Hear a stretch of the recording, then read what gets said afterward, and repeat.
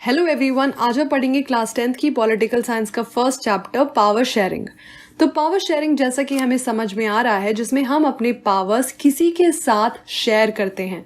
तो पहले के समय में राजा के पास सारी पावर्स होती थी, वही रूल्स बनाते थे, वही देखते थे कि रूल्स इम्प्लीमेंट हो रहे हैं या नहीं, और अगर कोई रूल्स नहीं मान रहा तो उसको पनिश भी राजा ही करते थे।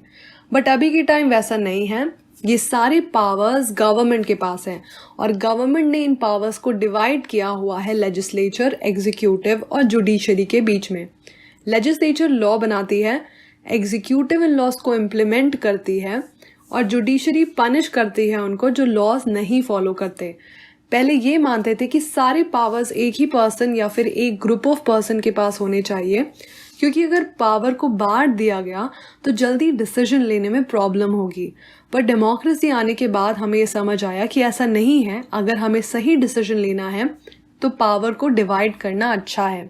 और ये जानने के लिए कि पावर शेयरिंग कैसे इंपॉर्टेंट है, हम दो कंट्री का एग्जाम्पल लेंगे, बेल्जियम एंड श्रीलंका।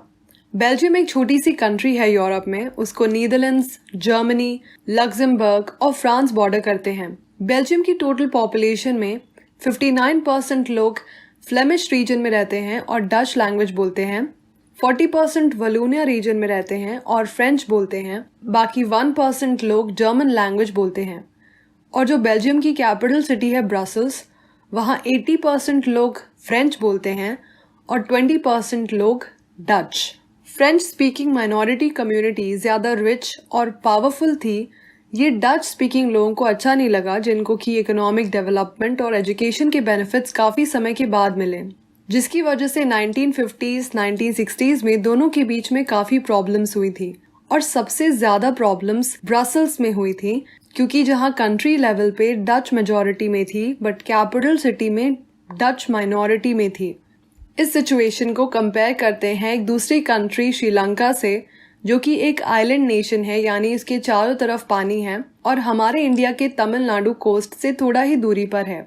यहाँ 74% पॉपुलेशन सिन्हाला स्पीकर्स हैं, 18% पॉपुलेशन तमिल स्पीकर्स हैं। तमिल पॉपुलेशन दो तरह की है, एक जो नेटिव तमिल्स हैं जिनको श्रीलंकन तमिल्स कहते हैं, जो कि पूरी पॉपुलेशन के 13% हैं, और दूसरा ग्रुप है उन तमिल्स का जिनको कॉलोनियल टाइम्स में टी प्लांटेशन में काम करने के लिए इंडिया से श्रीलंका लाया गया था। इनको इंडियन तमिल्स कहते हैं। तो जानते हैं कि इन दोनों कंट्रीज में क्या हुआ। मेजॉरिटेरियनिज्म इन श्रीलंका। श्रीलंका को 1948 में इंडिपेंडेंस मिली और सिन्हाला कम्युनिटी ने अपनी मेजॉरिटी के चलते गवर्नमेंट पे डोमिनेट किया, और पावर में आने के बाद उन्होंने श्रीलंका में बहुत सारे मेजॉरिटेरियन स्टेप्स लेने शुरू करे।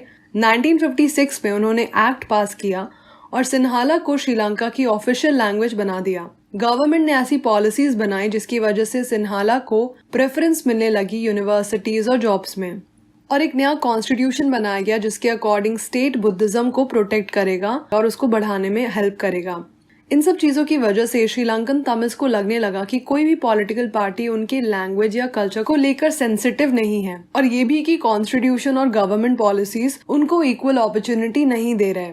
इन सब चीज़ों की वजह से सिन्हाला और तमिल कम्युनिटी के बीच में तनाव बढ़ने लगा। फिर श्रीलंकन तमिल्स ने अपनी अलग पार्टी बनाई ताकि वो अपनी लैंग्वेज तमिल को भी ऑफिशियल लैंग्वेज बना पाए, और उनको रीजनल ऑटोनॉमी चाहिए थी।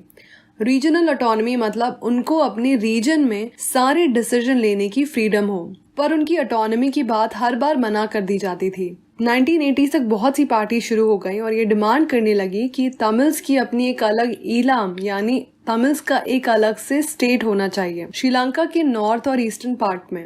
फिर दोनों कम्युनिटी के बीच सिविल वॉर शुरू हो गई, जिसकी वजह से दोनों कम्युनिटीज के काफी लोग मर गए। बहुत से लोगों को अपना घर छोड़कर कहीं और जाना पड़ा। इन सब की वजह से श्रीलंका पर बहुत असर हुआ। Accommodation in Belgium. बेल्जियम के लीडर्स ने अलग रास्ता अपनाया। उन्होंने अपने बीच के डिफरेंसेस जैसे रीजनल या कल्चरल डिफरेंसेस को एक्सेप्ट किया, और 1970 से 1993 के बीच में उन्होंने अपने कॉन्स्टिट्यूशन को 4 बार चेंज किया, ताकि वो अपने कॉन्स्टिट्यूशन को लोगों की आवश्यकता के अनुसार बना पाए, जिससे कि सभी सेटिस्फाइड हो। तो अभी जो उन्होंने अरेंजमेंट किया है वो सारी कंट्री से काफी अलग है और इनोवेटिव है। इससे पहले कि हम देखें कि बेल्जियम ने कैसा सिस्टम अपनाया, पहले ये जानते हैं कि किस तरह से हम पावर को शेयर कर सकते हैं। Forms of power sharing.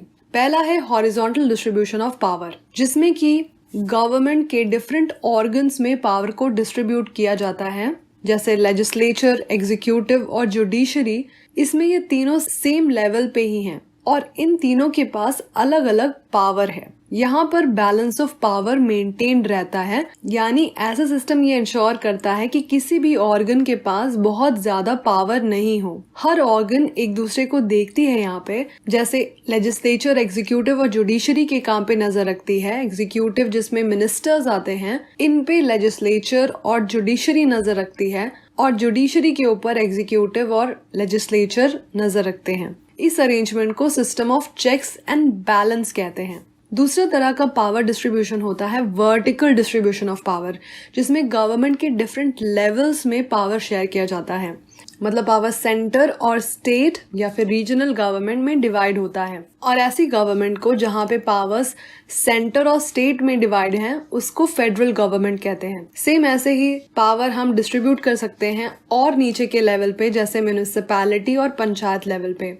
तीसरी तरह का पावर डिस्ट्रीब्यूशन होता है जहाँ पे हम अपनी कंट्री में रह रहे सारे कम्युनिटीज को रिप्रेजेंटेशन दे रहे हैं, ताकि उनका भी गवर्नमेंट में या एडमिनिस्ट्रेशन में रोल हो। आपने 9th क्लास में पढ़ा होगा रिजर्व्ड कॉन्स्टिट्यूएंसीज का सिस्टम। तो रिजर्व कॉन्स्टिट्यूएंसीज में क्या होता था, वहाँ पे ये होता था कि SC, ST, OBC या फिर विमेन के लिए कुछ सीट्स रिजर्व कर दी जाती थी। ऐसा इसलिए किया जाता था ताकि गवर्नमेंट में उनकी भी बात सुनी जाए। फोर्थ तरीके का पावर शेयरिंग इंश्योर करता है कि पावर किसी एक के पास सीमित ना हो, बल्कि पावर सबके बीच में शेयर हो सके। जैसे कि पॉलिटिकल पार्टी के बीच में जो कंपटीशन होता है, ये इंश्योर करता है कि सिर्फ एक पॉलिटिकल पार्टी ही हर बार नहीं जीत रही, बल्कि अलग अलग पॉलिटिकल पार्टी जीत सकती है इलेक्शन। और जो प्रेशर ग्रुप्स हैं, लाइक ट्रेडर्स के प्रेशर ग्रुप हो गए, बिजनेसमैन के, इंडस्ट्रियलिस्ट के, फार्मर्स के, इंडस्ट्रियल वर्कर्स के, ये सारे अपने ग्रुप बनाते हैं और इनका भी शेयर होता है गवर्नमेंट पावर में, या फिर ये गवर्नमेंट की कमिटीज में पार्टिसिपेट करते हैं, या फिर गवर्नमेंट की डिसीजन मेकिंग प्रोसेस को इन्फ्लुएंस करते हैं। तो ये भी पावर शेयरिंग का हिस्सा होते हैं। तो हमें ये तो समझ में आ गया कि पावर शेयरिंग कितने तरह की हो सकती है। सो लेट्स सी कि बेल्जियम ने कैसा सिस्टम अपनाया। उनके कॉन्स्टिट्यूशन के अकॉर्डिंग सेंटर गवर्नमेंट में डच स्पीकिंग और फ्रेंच स्पीकिंग लोग इक्वल नंबर में रहेंगे। कुछ स्पेशल लॉज बनाने के लिए मेजॉरिटी सपोर्ट होना चाहिए हर लैंग्वेज कम्युनिटी का। यानी कि अगर सपोज कोई स्पेशल लॉ आता है तो फ्रेंच और डच स्पीकिंग दोनों की मेजॉरिटी चाहिए उस लॉ को पास करने के लिए। यानी कोई भी सिंगल कम्युनिटी अकेले डिसीजन नहीं ले सकती। दूसरा उन्होंने क्या किया कि सेंटर गवर्नमेंट ने अपने ज्यादातर पावर स्टेट गवर्नमेंट को दिए, जो कि 2 रीजन्स में है, और स्टेट गवर्नमेंट सेंटर गवर्नमेंट से नीचे नहीं है, इसके भी इक्वल पावर्स हैं। ब्रसेल्स की एक सेपरेट गवर्नमेंट है जहां दोनों कम्युनिटीज का इक्वल रिप्रेजेंटेशन होता है। फ्रेंच कम्युनिटी ने ब्रसेल्स में इक्वल रिप्रेजेंटेशन एक्सेप्ट किया क्योंकि सेंटर में डच कम्युनिटी ने इक्वल रिप्रेजेंटेशन एक्सेप्ट किया। इन दोनों तरह की गवर्नमेंट के अलावा एक और तरह की गवर्नमेंट है बेल्जियम में, जिसको कम्युनिटी गवर्नमेंट कहते हैं। कम्युनिटी गवर्नमेंट को एक तरह की लैंग्वेज कम्युनिटी इलेक्ट करती है, जैसे डच, फ्रेंच और जर्मन। चाहे वो जहां भी रहें, इस गवर्नमेंट को कल्चर, एजुकेशन और लैंग्वेज से रिलेटेड सारे पावर्स हैं। तो ये मॉडल आपको बहुत कॉम्प्लिकेटेड लग रहा होगा, और ये है भी, पर ये अरेंजमेंट की वजह से बेल्जियम में सब अच्छा चल रहा है सारी कम्युनिटीज के बीच में। तो हमने इन दोनों कंट्रीज से क्या सीखा कि ये दोनों ही डेमोक्रेसीज हैं, पर जिस तरह इन्होंने पावर शेयरिंग का क्वेश्चन डील किया है ये अलग अलग है। बेल्जियम में वहाँ के लीडर्स ने रियलाइज किया कि अगर उनको कंट्री में यूनिटी रखनी है तो ये तभी पॉसिबल है अगर उनने सारे कम्युनिटीज की फीलिंग को रिस्पेक्ट की और उनकी इंटरेस्ट का ध्यान रखा। तो ऐसे रियलाइजेशन की वजह से सारे लोग साथ में आए और एक म्यूचुअली एक्सेप्टेबल अरेंजमेंट पर अग्री किया। श्रीलंका में अलग ही हुआ। वहाँ पे पता चला कि अगर मेजॉरिटी कम्युनिटी चाहे तो पावर शेयर करने से मना कर सकती है और कंट्री की यूनिटी पे भी इसका असर पड़ सकता है। Why power sharing is desirable. तो पावर शेयरिंग क्यों अच्छी है, इसके दो रीजन हैं। पहला है कि पावर शेयरिंग की वजह से कम्युनिटीज के बीच में कॉन्फ्लिक्ट्स नहीं होंगे या फिर कम होंगे, क्योंकि सोशल कॉन्फ्लिक्ट की वजह से वायलेंस और पॉलिटिकल इंस्टेबिलिटी होती है। इसलिए पावर शेयरिंग की वजह से पॉलिटिकल स्टेबिलिटी बनी रहती है। शॉर्ट टर्म में लगता है कि मेजॉरिटी कम्युनिटी के रूल में क्या प्रॉब्लम है, बट लॉन्ग टर्म में समझ आता है कि सबको पावर मिलनी चाहिए। और दूसरा रीजन जिसकी वजह से पावर शेयरिंग अच्छी है वो है क्योंकि डेमोक्रेसी में सबको अपना लीडर चुनने का फ्रीडम है। डेमोक्रेटिक रूल में सारे के सारे इससे प्रभावित होते हैं, क्योंकि जो हम लीडर चुनते हैं वो लॉज बनाते हैं, वो सबके लिए बनाते, सिर्फ उनके लिए नहीं बनाते जिन्होंने वोट किया, बल्कि जिन्होंने उनके लिए वोट नहीं किया उनके लिए भी बनाते हैं। एक डेमोक्रेटिक गवर्नमेंट में लोगों को कंसल्ट करना पड़ेगा कि उनको कैसे गवर्न होना है। एक लेजिटिमेट गवर्नमेंट वही होगी जिसमें सिटीजन्स पार्टिसिपेट करें और उनका भी एक स्टेक हो सिस्टम में, उनका भी राय लिया जाए सिस्टम में, उनको क्या चाहिए क्या नहीं चाहिए, सबकी भावनाओं की रिस्पेक्ट हो।